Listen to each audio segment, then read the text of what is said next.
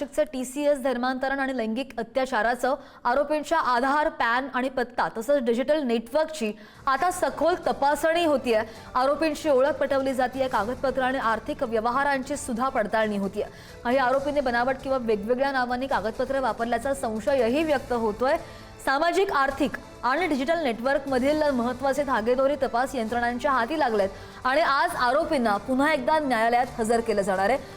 फरार निदा खानचा शोध सुरू असतानाच KYC चौकशीमुळे तपासाला नवी धार आली आहे।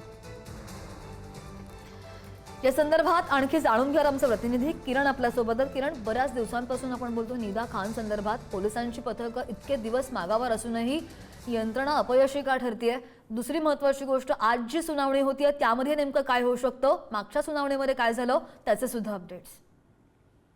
प्रामुख्याने जर बघितलं तर आज 4 आरोपींना न्यायालयामध्ये हजर केले जाणार आहे, ज्यामध्ये तौसिफ अत्तार, दानिश शेख, शाहरुख कुरेशी आणि रजा रफिक मेमन यांची आजच्या दिवशी सुनावणी होणार आहे। त्यांची पोलीस कोठडी संपल्यानंतर त्यांना खरंतर न्यायालयामध्ये हजर केले जाणार आहे। मात्र तत्पूर्वी आपल्याला जी सूत्रांकडून माहिती मिळते त्यामध्ये आरोपींची KYC चौकशी करण्यात आलेली आहे। याचं कारण म्हणजे या सगळ्या दरम्यान आरोपींकडनं काही बनावट किंवा वेगवेगळ्या नावांनी कागदपत्र वापरल्याचा संशय होता। खरंतर या संपूर्ण प्रकरणाला वेगवेगळे कंगोरे आहेत आणि अशातच निदा खान देखील फरार आहेत। अशा सगळ्या परिस्थितीमध्ये आरोपींकडनं जे काही अधिकाधिक माहिती मिळते त्या सगळ्या अनुषंगाने तपास पुढे जातोय।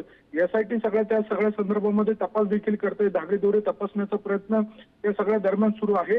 आणि अशातच KYC चौकशी यासाठी की ज्या पद्धतीचे हे आरोपी आहेत त्यांचं नेटवर्क आणि काही वेगळ्या कारणासाठी देखील वापरलं गेलंय का, यामध्ये मालेगाव कनेक्शन असेल, मलेशिया कनेक्शन असेल, एकूणच मानवी तस्करी आणि धर्मांतराच्या अनुषंगाने देखील हा संपूर्ण तपास केला जातो आणि त्या तपासाचा भाग म्हणजे ही KYC चौकशी आहे।